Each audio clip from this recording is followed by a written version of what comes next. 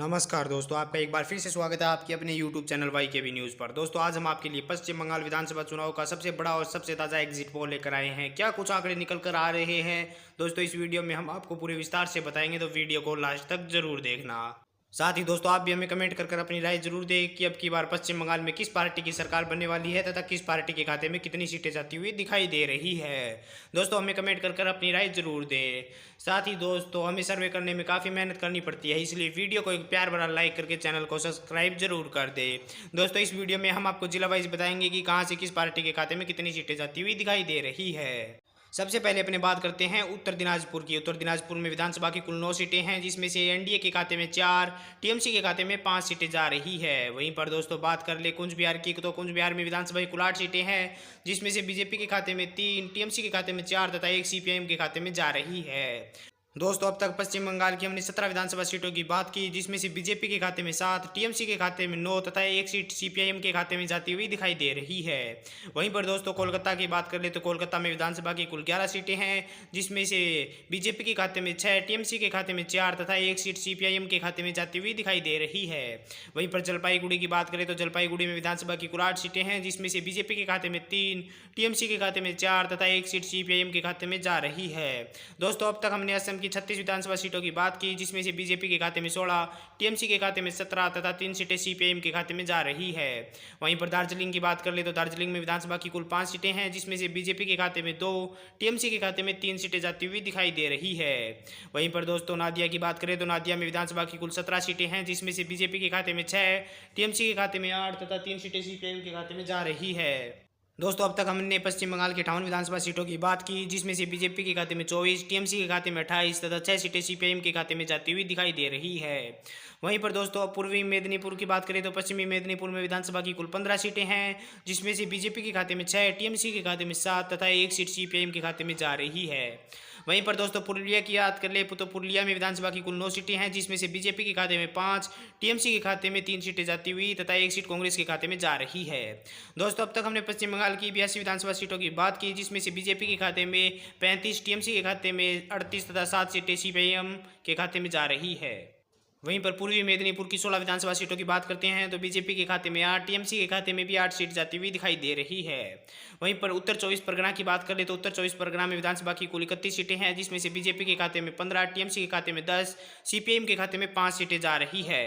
दोस्तों अब तक हमने पश्चिम बंगाल की 129 विधानसभा सीटों की बात की, जिसमें से बीजेपी के खाते में 58, टीएमसी के खाते में 56, महागठबंधन के खाते में 13 तथा 2 सीटें अन्य के खाते में जा रही है। वहीं पर बांकुड़ा की 13 विधानसभा सीटों की बात करते हैं तो बीजेपी के खाते में 6, टीएमसी के खाते में 6 तथा 1 सीट कांग्रेस के खाते में जाती हुई दिखाई दे रही है।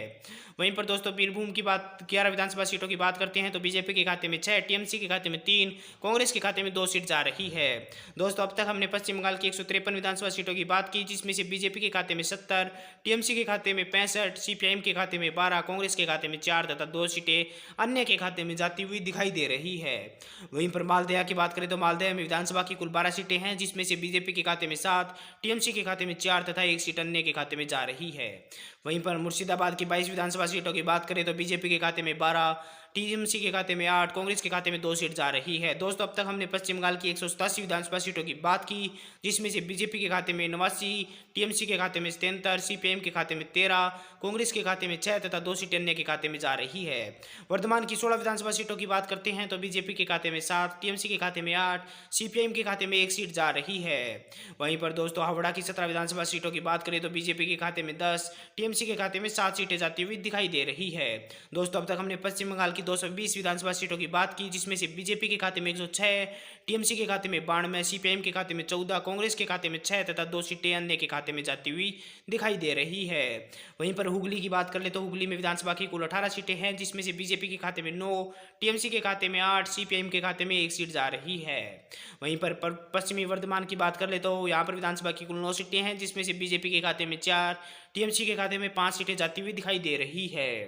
वहीं पर दोस्तों अब तक हमने 247 विधानसभा सीटों की बात की, जिसमें से बीजेपी के खाते में 119, टीएमसी के खाते में 105, सीपीएम के खाते में 15, कांग्रेस के खाते में 6 सीटें जा रही है। वहीं पर दक्षिण दिनाजपुर की 6 विधानसभा सीटों की बात करें तो बीजेपी के खाते में 2 तथा टीएमसी के खाते में 4 सीटें जाती हुई दिखाई दे रही है।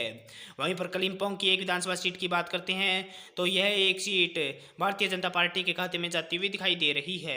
दोस्तों, अब तक हमने 254 विधानसभा सीटों की बात की, जिसमें से बीजेपी के खाते में 122, टीएमसी के खाते में 109, सीपीएम के खाते में 15, कांग्रेस के खाते में 6 तथा 2 सीटें अन्य के खाते में जाती हुई दिखाई दे रही है।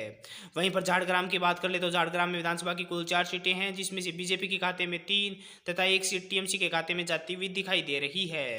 वहीं पर दोस्तों अलीपुरद्वार की बात करें तो यहाँ पर विधानसभा की कुल 5 सीटें हैं, जिसमें से बीजेपी के खाते में 1, टीएमसी के खाते में 2, सीपीएम के खाते में भी 2 सीट जाती हुई दिखाई दे रही है। दोस्तों, अब तक हमने पश्चिम बंगाल की 263 विधानसभा सीटों की बात की, जिसमें से बीजेपी के खाते में 126, टीएमसी के खाते में 112, सीपीएम के खाते में 17, कांग्रेस के खाते में 6 सीट जा रही है। वहीं पर दोस्तों अंतिम जिले उत्तर 24 परगना की बात कर ले तो यहाँ पर विधानसभा की कुल 33 सीटें हैं, जिसमें से बीजेपी के खाते में 18, टीएमसी के खाते में 10, सीपीएम के खाते में 3 तथा 2 सीटें अन्य के खाते में जा रही है। दोस्तों, अब तक हमने पश्चिम बंगाल की सभी 294 विधानसभा सीटों की बात की, जिसमें से बीजेपी के खाते में 144 सीटें जाती हुई दिखाई दे रही है तथा भारतीय जनता पार्टी सबसे बड़ी पार्टी बनकर आती हुई दिखाई दे रही है। दोस्तों, हमारे ओपिनियन पोल के अनुसार किसी भी पार्टी को पूर्ण बहुमत मिलता हुआ दिखाई नहीं दे रहा। वहीं पर टीएमसी की बात करें तो टीएमसी के खाते में 122, सीपीएम के खाते में 20, कांग्रेस के खाते में 6 तथा 4 सीटें अन्य के खाते में जाती हुई दिखाई दे रही है। दोस्तों, आप भी हमें कमेंट कर अपनी राय जरूर दें कि अब की बार पश्चिम बंगाल में किस पार्टी की सरकार बनने वाली है तथा किस पार्टी के खाते में कितनी सीटें जा रही है। दोस्तों, आप कमेंट कर अपनी राय जरूर दें। साथ ही दोस्तों, अगर आपको हमारी ये वीडियो अच्छी लगी है तो वीडियो को लाइक करके चैनल को ज़्यादा से ज़्यादा सब्सक्राइब कर दें।